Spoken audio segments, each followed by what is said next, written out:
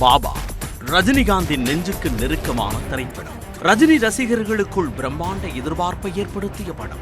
அதிகபட்ச அரசியல் சர்ச்சைகளுக்குள் சிக்கிய ரஜினி படங்களுள் முக்கியமானதும் கூட. படத்தின் உருவாக்கம் தொடங்கி வெளியீடு வரை ரஜினிக்கு நேரடியாக ஏற்பட்ட நெருக்கடிகள் ஏராளம். அதிகபட்ச உழைப்பை செலுத்தி ரஜினி உருவாக்கிய பாபா திரைப்படம் வசூலில் சாதிக்காதது ரஜினிக்கும் ரஜினி ரசிகர்களுக்கு மட்டுமல்ல, ரஜினி படத்தை நம்பியிருக்கும் திரைத்துறையினருக்கு பேரதிர்ச்சி. பாபா படத்தால் விநியோகஸ்தர்களுக்கு ஏற்பட்ட நட்டத்தை ரஜினியை ஈடுகட்டும் அளவுக்கு நிலைமை சென்றது. இப்படி பாபா படத்தின் மூலம் ரஜினிக்கு ஏற்பட்ட மனக்காயங்களுக்கு அப்பால் அந்த படம் ரஜினியின் ஆழ் மனதில் அசைக்க முடியாத அளவுக்கு பதிந்திருக்கிறது.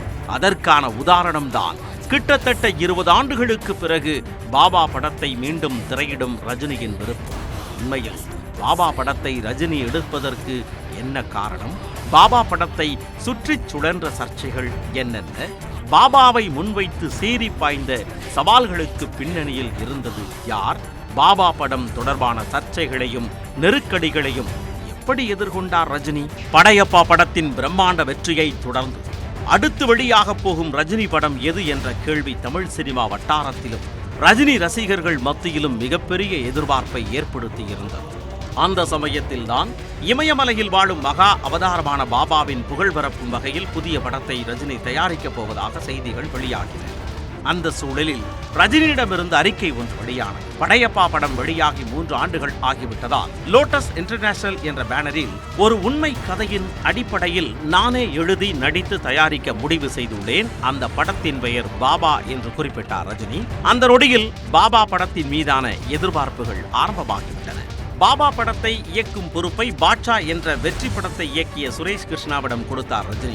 நாயகியாக ஐஸ்வர்யா ராய் நடிப்பதாக இருந்தது. பிறகு மனிஷா கொய்ராலா நாயகியானார். வில்லனாக சத்யராஜ், பிரகாஷ்ராஜ் பெயர்கள் பேசப்பட்டு ஆஷிஷ் வித்யார்த்தி ஒப்பந்தமானார்.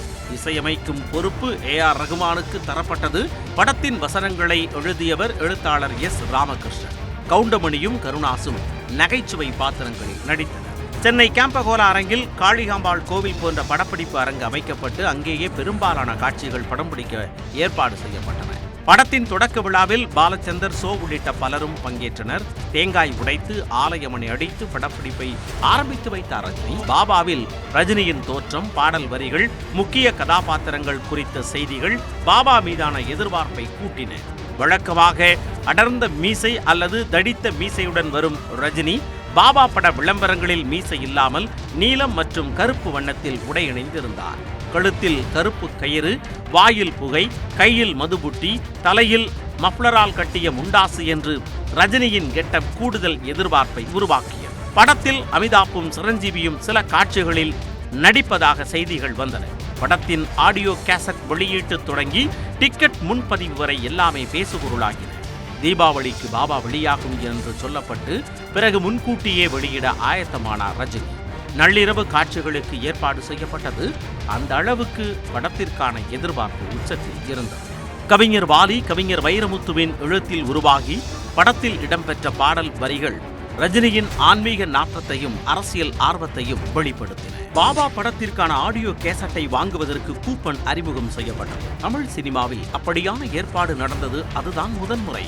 அந்த கூப்பனில் 3 விரல்களை மடக்கி சுட்டு விரலையும் சுண்டு விரலையும் மட்டும் கொண்டு புதுவித முத்திரையை காட்டியிருந்தார் ரஜினி. அது பாபா முத்திரை என்று ரசிகர்கள் மத்தியில் பிரபலமானது. இன்றும் கூட பாபா முத்திரையை ரஜினியும் ரஜினி ரசிகர்களும் மறக்காமல் இருக்கிறார்கள்.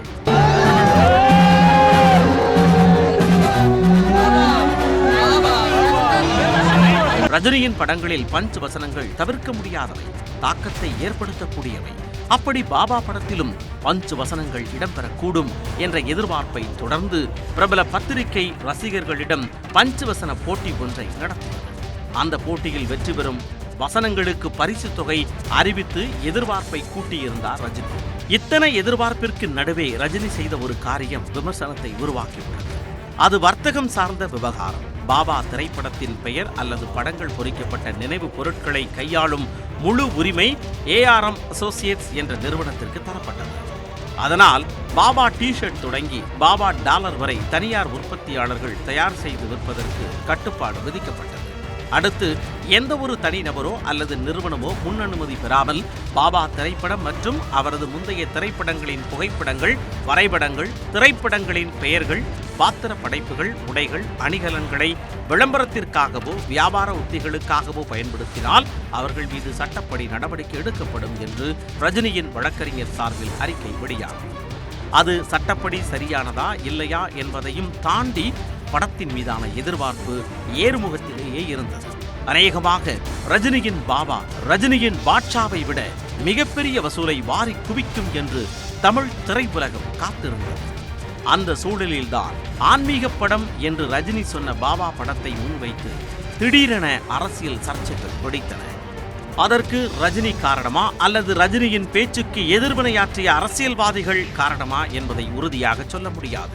ஆனால் அந்த சர்ச்சை ஆரம்பமானது கன்னட சூப்பர் ஸ்டார் நடிகர் ராஜ்குமாரின் மகன் புனித் ராஜ்குமார் நடித்த அப்பு படத்தின் 100வது நாள் விழாவில்தான்.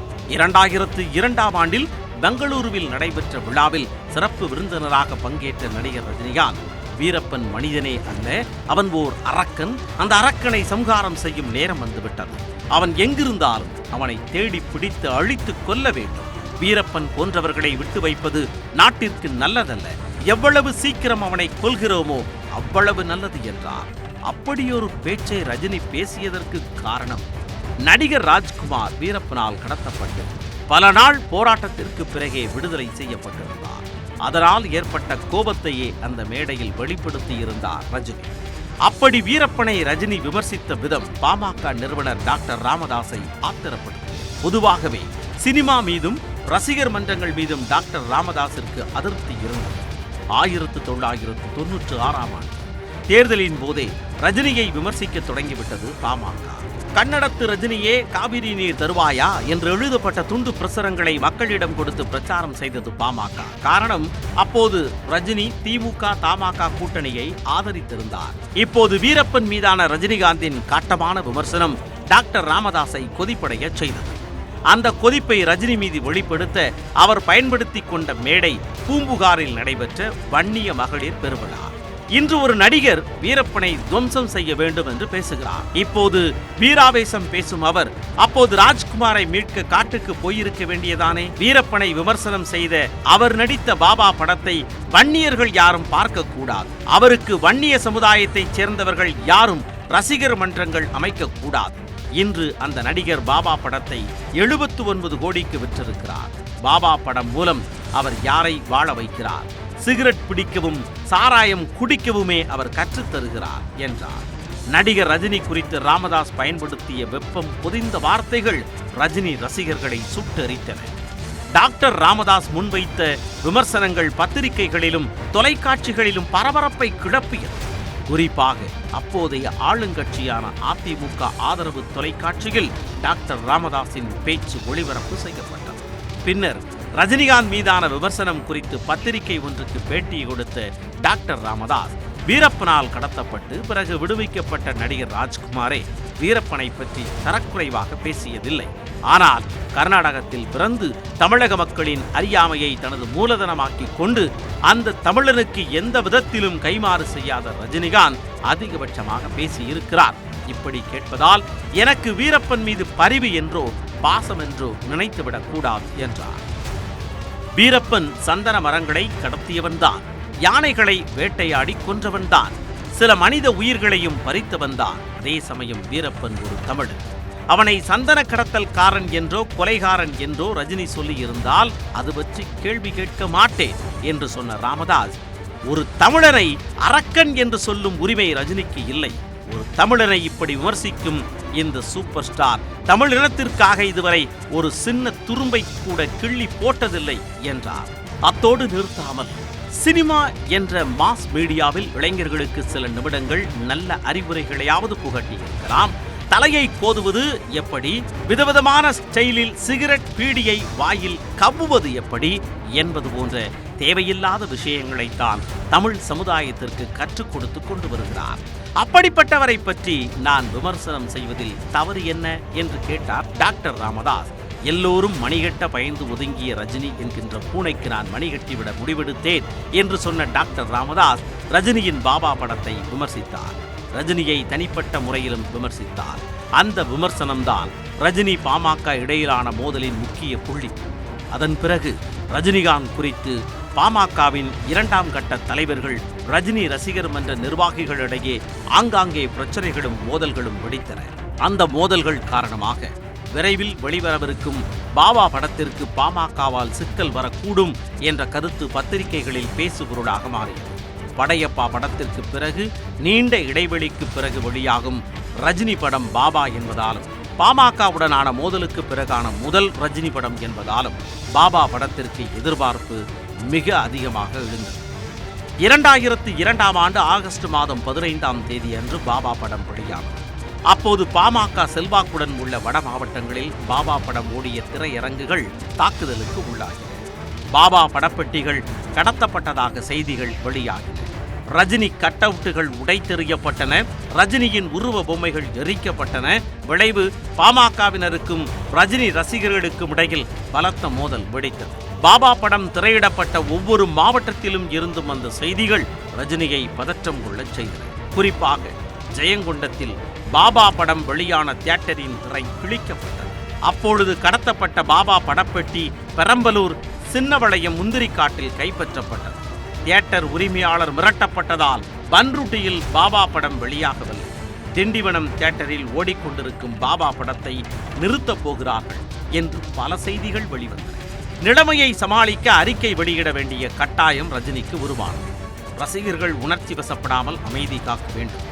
பாபா படத்தை திரையிடுவதில் பிரச்சனை ஏற்படுத்திய பாமக நிறுவனர் டாக்டர் ராமதாஸை நீதிமன்றத்தில் சந்திப்பேன் என்றார் ரஜினி. பிரச்சனைக்கு முற்றுப்புள்ளி வைத்தாகிவிட்டது என்றார் டாக்டர் ராமதாஸ். பின்னர் மெல்ல மெல்ல பிரச்சனை ஓய்ந்தது.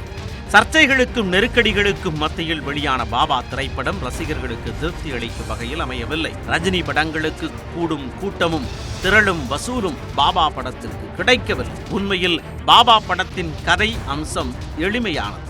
கதைப்படி ரஜினி ஓர் உள்ளூர் தாதா. அடிதடி வன்முறை மது என்று இயங்கி வந்த அவர் ஒரு கட்டத்தில் ஆன்மீகவாதியாக மாற விரும்புகிறார். அப்படியான மாற்றத்திற்கு நடுவே ஊழல் அரசியல்வாதிகளை எதிர்த்து போராட வேண்டிய சூழல் உருவாகும். ஒரு கட்டத்தில் மிகப்பெரிய பதவி அவரை தேடி வர அந்த அதிகாரம் தனக்கு தேவையில்லை. தனது நோக்கம் ஆன்மீகமே என்று சொல்லி இமயமலைக்கு சென்றுவிட ஆயத்தமாகிறார். அந்த சமயத்தில் அவரால் சுட்டிக்காட்டப்படும் முதலமைச்சர் பதவியில் அமர்ந்தவர் வன்முறையால் கொல்லப்படவே இமயமலைக்கு செல்லும் முடிவை கைவிட்டு மக்களை நோக்கி திரும்புகிறார். இதுதான் படத்தின் கதை. சரியாக சொல்ல வேண்டுமென்றால் அரசியலும் அதிகாரமும் வேண்டாம் என்று ஒதுங்கிச் சென்றவர் மக்களுக்காக அரசியல் பக்கம் வருகிறார் என்பதுதான் கதை. அதாவது தனது இலக்கு ஆன்மீகம் என்ற போதும் மக்களுக்கு சேவையாற்ற வேண்டிய தேவை ஏற்பட்டால் ஆன்மீகத்தை துறந்து அரசியலுக்கு வருவேன் என்று ரஜினி ரசிகர்கள் ஆவலுடன் எதிர்பார்த்த முடிவைத்தான் பாபா படத்தில் சொல்லியிருந்தார் ரஜினி. ஆனாலும் பாபா திரைப்படம் ரஜினி ரசிகர்களுக்கு திருப்தி அளிக்கவில்லை. ரஜினி ரசிகர்களுக்கு அப்பால் பொதுமக்கள் மத்தியிலும் பாபாவுக்கு வரவேற்பு கிடைக்கிறது.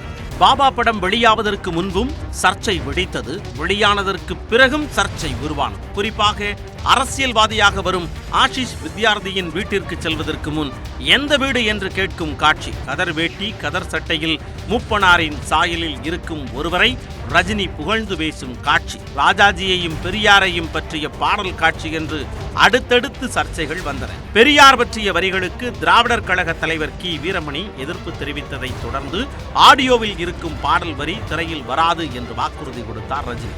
இப்படி சர்ச்சைகள் சுழன்றடித்த போதும் கூட பாபா படம் வெற்றியை நோக்கி நகரவில்லை. உச்சபட்ச எதிர்பார்ப்பை சுமந்து வெளியான பாபா மக்களிடம் வரவேற்பை பெறாமல் வசூலை குவிக்க முடியாமல் திணறவே படத்தை வாங்கிய விநியோகஸ்தர்கள் தியேட்டர் உரிமையாளர்களுக்கு பெருத்த நட்டம் ஏற்பட்டது. அந்த தோல்விக்கு காரணம் படத்தின் கதையம்சமா, அரசியல் சர்ச்சைகளா அல்லது படத்தின் மீது எழுந்த அதீத எதிர்பார்ப்பா என்ற வாத பிரதிவாதங்கள் நீண்டன.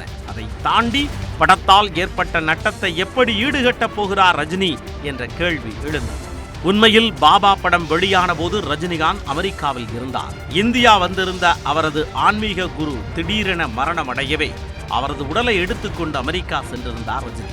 படம் வெளியான போதும் அவர் அமெரிக்காவில் தான் இருந்தார். அதனால் ரஜினி நாடு திரும்பியதும் பாபா படத்தின் நட்டத்தை ஈடுகட்டுவது குறித்து முடிவெடுப்பார் என சொல்லப்பட்டது. அதன்படி சென்னை திரும்பிய ரஜினிகாந்த் பாபா படத்தால் நட்டமடைந்த விநியோகஸ்தர்கள் தியேட்டர் உரிமையாளர்களை அழைத்து பேசினார். பாபா படத்தை வாங்கியவர்களுக்கு ஒரு பைசா நட்டம் கூட ஏற்படக்கூடாது என்று சொன்ன ரஜினி 110 தியேட்டர் உரிமையாளர்களுக்கும் 10 விநியோகஸ்தர்களுக்கும் ஏற்பட்ட நட்டத் தொகையை கொடுத்து விட்டதாக பிரபல பட அதிபரும் விநியோகஸ்தருமான ஜிவி என்கின்ற ஜி வெங்கடேஸ்வரன், ஆனந்தா பிக்சர்ஸ் சுரேஷ், திருப்பூர் சுப்பிரமணியன், நாகராஜ ராஜா உள்ளிட்டோர் பத்திரிகைகளிடம் தெரிவித்தனர்.